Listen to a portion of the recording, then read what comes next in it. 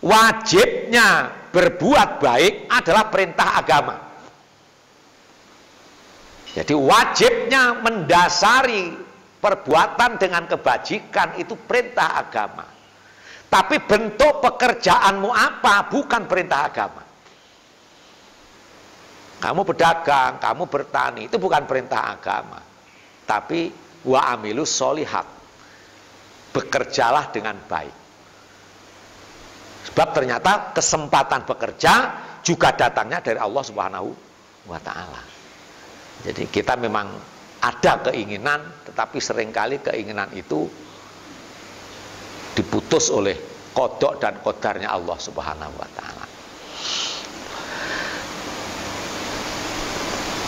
Jadi wajibnya berbuat baik adalah perintah agama.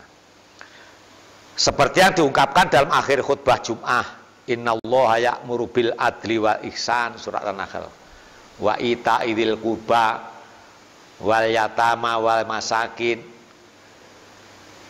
Pada ayat yang tadi, wa id akhadna misaqakum misaqo bani Israil la ta'buduna illallaha wa bil walidaini ihsana wadil kurba wal yatama masakini wa qulu linnasi husna. Berbicara dengan sesama manusia. Manusia, pertanyaannya apa agamanya? Tidak ada. Selama itu kita anggap sebagai manusia, kita harus berbicara dengan cara yang baik. Nuting-nuting terus menjelek-jelekkan, itu sangat tercela di dalam agama. Kalau saya sebenarnya kita tahu sudah bentuknya dakwah, pengajian, tetapi mencaci maki habis-habisannya. Itu enggak, ya apa ya, berlawanan kan. Jadi tujuannya dakwah, tetapi caranya yang salah. Nah sekarang ini di Indonesia terjadi perebutan. Dakwah itu kayak pasar gelap, pasar bebas. Ustadz, kiai itu tidak ada aturannya, tidak ada kriteria kayak apa, sehingga ngomong agama kita orang awam semakin bingung. Kenapa? Karena agama hanya dipahami sebatas kemampuan mereka, tetapi mereka mengatakan itu dari Allah. Jadi apa yang saya sampaikan ini seakan-akan itu pendapatnya Allah Subhanahu wa ta'ala, ini pendapatnya Rasul.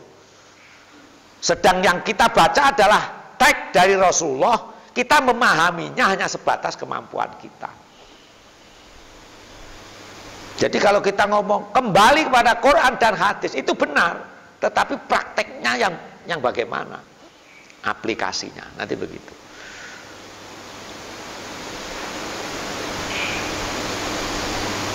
Innallaha ya'muru bil adli wa ihsan, berbuat adil, berbuat baik, itu perintah.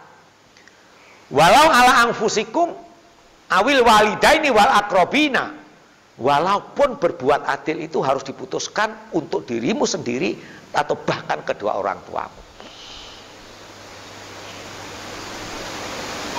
Jadi ini praktek agamanya ihsan. Yang ihsan itu dalam kategori baginda Rasul as-siddiq, al-amanah, tabligh, fatonah, itu ihsan. Dasarnya kejujuran, dasarnya keterpercayaan, dasarnya keterbukaan, tabligh, fatonah, terencana dengan baik.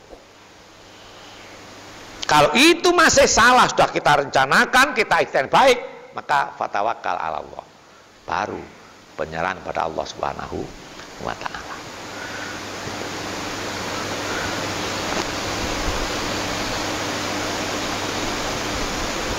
Perintah yang kedua, wa ahsinu innallaha yuhibbul muhsinin. Berbuat baiklah, sesungguhnya Allah mencintai perbuatan baik. Tadi kita kembali pada profesi.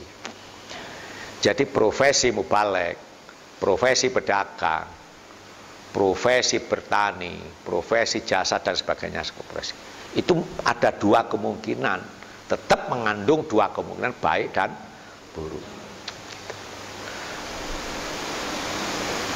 Dokter sekarang jadi sorotan karena pilek titik, corona, sakit corona. Terus isu informasinya yang hoax apa bener, karena jatahnya 150 juta satu pasien anggarannya. Sudah DPR sama Menteri Kesehatan ribut, apa bener satu pasien itu dapat 90 juta dan lain sebagainya. Ya, makanya Islam menganjurkan al-ihsan. Al-ihsan.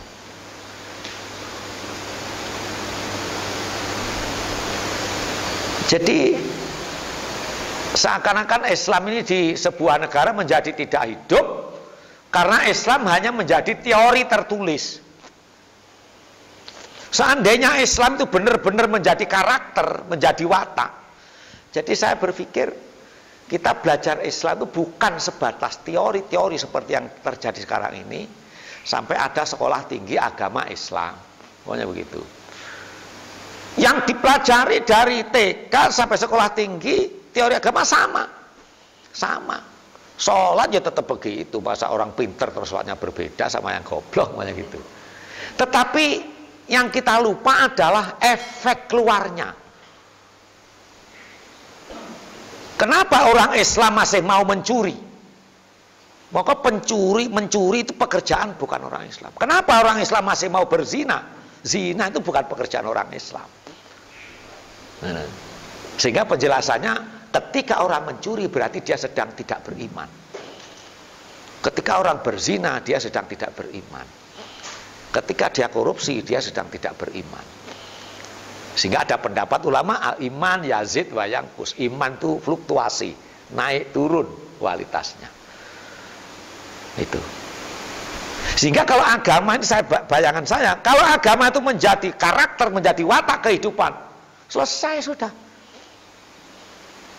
Kayak saya di Thailand naik taksi, itu dia tidak muter-muter karena saya tidak tahu mana wilayah yang harus saya menuju wilayah alamat ini. Dia cari jalan tikus. Tak tanya, kenapa lewat ini? Lebih dekat, biar ongkosnya lebih murah. Coba kalau di Jakarta, muter sepanjang hari, biar argometernya. Nah, itu kan agamanya tidak hidup. Di Thailand itu orang naik motor ditilang polisi, lari. Kok sampai larinya di wilayah suci, tanah suci. Sana kalau ada gajah putih itu suci. Orang masuk situ sudah hukum mati sudah. Polisi tidak berani nangkep karena dia sudah bertobat. Nah itu. Kita masuk masjid kesempatan. Itu dia. Makanya pernah pada baginda Rasul, ketika perang tanding dengan kafir Quraisy, ada orang kafir yang tadi sudah membunuh banyak kaum muslimin. Ketika dia kepepet, dia ngomong la ilaha illallah Muhammadur Rasulullah. Tetap dibunuh sama sahabat Rasulullah ini. Dilaporkan pada Rasul, marah-marah Rasulullah. Makanya hadis yang pertama dulu menyatakan orang yang sudah melontarkan kalimat tauhid haram darahnya, walaupun itu bohong. Artinya sekedar tadi alasannya sahabat tuh, dia sudah kepepet ke Rasulullah. Masa hanya karena lain terus, lebih penting kalimat la ilaha illallah keluar dari mulut orang itu daripada menuduh kebohongannya. Itu sampai di situ. Tapi kenapa di antara kita, saudara kita yang sudah berkalimat tauhid berkali-kali hanya salah beribadah sedikit sudah kafir, gitu. Jadi ya apa? Kita itu kadang-kadang ya menjadi rancau. Maka kalimat tauhid itu menjadikan orang yang kafir seumur hidup menjelang mati bunyi la ilaha illallah dakhalal jannah, masuk surga. Lah kita sudah setiap hari la ilaha illallah, adzan tiap waktu, terus salah dalam sholat, salah baca Quran, oh kamu kafir, masuk neraka. Cuman salah satu kali. Nah ini yang terjadi. Makanya saya berpikir ketika agama itu menjadi karakter kehidupan, maka manusia itu akan muncul sebagai manusia yang utuh, bergaul dengan siapapun tidak terpengaruh. Ibaratnya seperti ikan laut, walaupun airnya asin tapi dia tetap tawar, tidak menjadi asin. Karena apa? Hidup. Orang yang agamanya hidup, bergaul tidak akan milah-milah. Dia akan bisa bergaul dengan siapapun dan dia tidak berpengaruh, tapi justru mempengaruhi orang lain. Ini yang harus kita evaluasi diri kita. Jangan kita kemudian merasa beragama terus menyendiri. Yang muncul ada sebenarnya kita telah muncul kebencian kepada orang lain. Itu. Pengaruhi orang lain dan seterusnya. Jadi yang kedua, ihsan fil fi'li. Lakukan segala sesuatu dengan yang gampang-gampang, yang indah-indah. Memarahi seseorang, ya marah, ya apa marah itu kan lupa diri sudah. Mesti sudah karu-karuan. Kalau bisa orang yang hebat marah itu, makanya Rasulullah itu akan lebih santun, lebih kasih sayang kepada musuh-musuhnya daripada kepada para sahabatnya sendiri. Karena Rasulullah tidak mau terpengaruh karena kejelekan orang kafir, kemudian Rasulullah menjadi marah-marah, terpengaruh kejelekan orang itu. Bahkan doa Rasulullah yang paling populer, Allahumma hdi qaumi fa innahum la ya'lamun. Jadi Rasulullah dihantemi orang kafir, di demo. Jibril datang. Mau tak apakan Muhammad orang kafir itu? Jangan. Jangan. Sampai ketika di demo istri-istrinya yang 9 itu loh, Rasulullah tidak bisa tidur di rumah, tidur di depan pintu. Loh, kalau kita diusir istri kan seneng, cari yang baru. Rasulullah tidak. Jibril datang, Muhammad ada salam dari Allah Subhanahu wa Ta'ala. Sudah buang semua istrimu itu. Allah mau ganti yang baru, tanpa bapak, tanpa mama. Langsung dibikinkan kayak iwal-iwal gitu aja. Coba minta yang warna apa katanya Allah. Coba ini. Seandainya kita yang ditawari mah itu. Itulah ya. Karena apa? Wa ma yantiqu anil hawa in huwa illa wahyun yuha. Makanya ada orang kiai yang berpendapat bahwa orang-orang yang poligami kemudian nyontoh Rasulullah, itu ngawur. Nah, katanya gitu. Kenapa? Rasulullah kawin nikah berkali-kali bukan karena nafsu,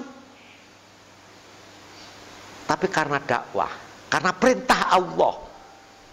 Itu. Nah, orang-orang kawin dua itu perintah